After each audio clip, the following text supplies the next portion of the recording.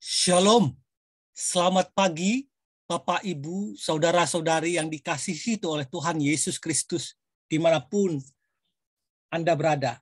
Senang sekali kalau boleh dengar-dengaran kembali akan firman Tuhan pada pagi hari ini.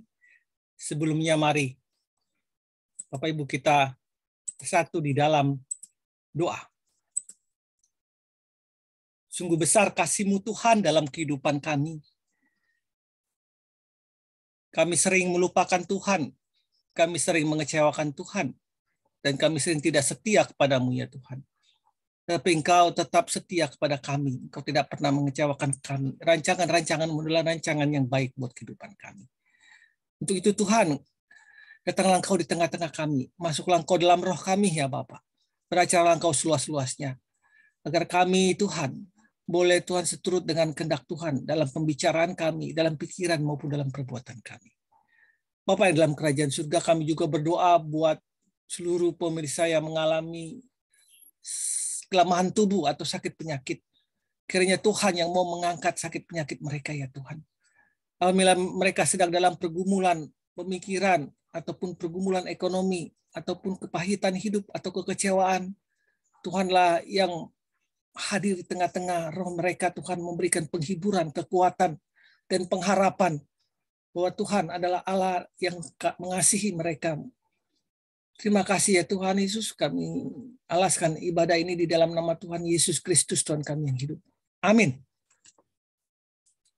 Bapak Ibu dikasih Tuhan, pada kesempatan ini saya mau mengatakan selamat buat adik-adik ya yang sudah lulus UTBK ya, penerimaan mahasiswa di perguruan tinggi negeri. Selamat untuk yang diterima dan untuk yang tidak diterima, saya mau mengatakan bahwa ini bukanlah akhir dari cita-cita Anda. Ya, cita-cita Anda masih terbuka luas.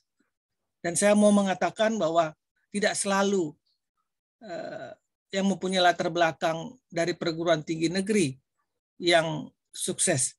Dari latar belakang perguruan tinggi swasta pun banyak yang sukses.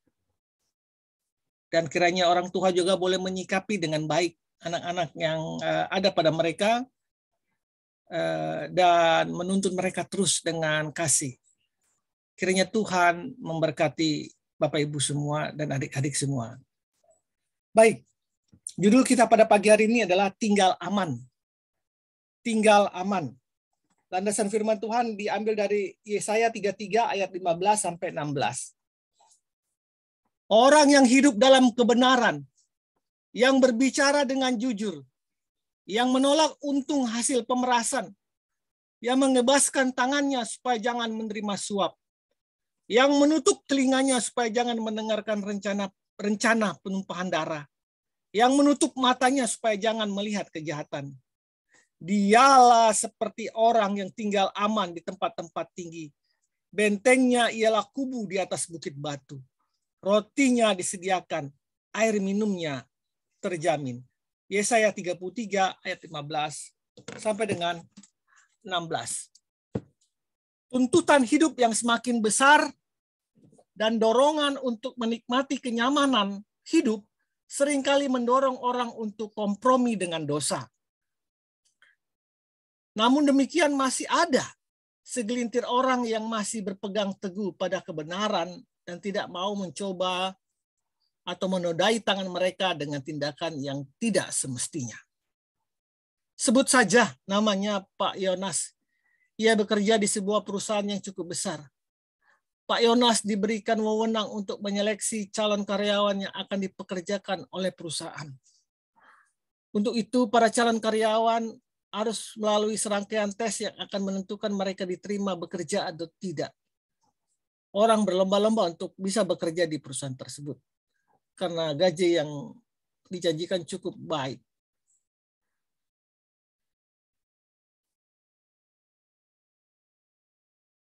Saya bersyukur kepada Tuhan, kata Pak Yonas, yang selalu memampukan saya berjalan dalam ketaatan pada firman-Nya. Kalau saja saya mau menerima suap dari para calon karyawan yang ingin bekerja di perusahaan kami, Mungkin saya sudah kaya.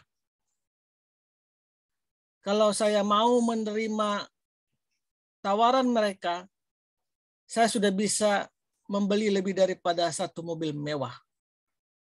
Bayangkan saja orang-orang yang ingin agar bisa bekerja di perusahaan kami, mereka menawarkan uang suap masing-masing sekitar 20 juta. Dan begitu banyak orang yang menawarkan suap itu kepada saya. Namun Pak Yonas tetap teguh pada pendiriannya, sekalipun ia hanya memiliki sepeda motor. Sekalipun istri dan anaknya yang masih kecil harus menahan hawa panas dan dingin ketika ke gereja, namun ia tidak tergoda untuk memiliki mobil dengan cara yang tidak berkenan kepada Tuhan. Ketetapan hati untuk berpegang teguh pada kebenaran akan menahan kaki kita untuk tidak melakukan dosa. Ini merupakan pilihan hati yang didasarkan pada ketaatan kepada Tuhan. Orang yang menetapkan hati untuk taat kepada Tuhan adalah mereka yang mampu melihat apa yang fana dan apa yang memiliki nilai kekal. Alkitab menyebutkan orang-orang seperti ini sebagai orang-orang yang tinggal aman di tempat-tempat tinggi. Benteng mereka kuat, roti dan air minum mereka terjamin. Mereka tidak mudah berpaling pada harta kekayaan yang diperoleh dengan cara yang tidak benar. Mereka memilih untuk menikmati berkat-berkat yang Tuhan percayakan. Mereka adalah orang kaya yang sesungguhnya. Mereka memiliki kekayaan rohani yang tak ternilai. Marilah kita membangun hidup kita ini dengan cara yang benar dan berkenan kepada Tuhan. Tuhan tahu bagaimana memberkati orang-orang jujur dan tidak mudah dipengaruhi oleh godaan duniawi ini. Mereka akan tinggal aman dalam pemeliharaan Tuhan. Tuhan, mampukan aku untuk menjaga hati dan seluruh hidupku agar tidak mudah tergoda. Aku percaya Engkau sanggup memberkatiku dengan caramu. Dalam nama Tuhan Yesus. Harta yang didapat dengan cara tidak halal tidak akan mendatangkan damai sejahtera dalam hidupmu dan keluargamu. Bapak Ibu yang dikasihi Tuhan, apapun profesi Anda, lakukanlah semuanya itu seperti untuk Tuhan.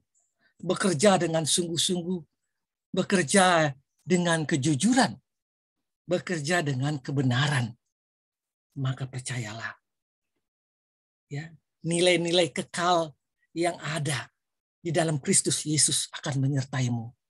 Engkaulah yang dikatakan Tuhan, orang yang benar-benar kaya di dalam Tuhan. Selamat terus berpegang dengan prinsip kebenaranmu di dalam Tuhan. Selamat terus berpegang akan kejujuranmu di tempat pekerjaanmu dimanapun engkau berada. Percayalah, Tuhan akan memenuhi segala kebutuhanmu. Kebutuhan istrimu, kebutuhan anak-anakmu.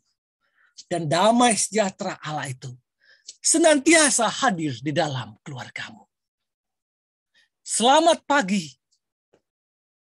Selamat berkarya, selamat beraktivitas. Selamat mempertahankan kebenaran dan kejujuran dalam pekerjaanmu, apapun pekerjaanmu. Tuhan Yesus memberkatimu. Amin.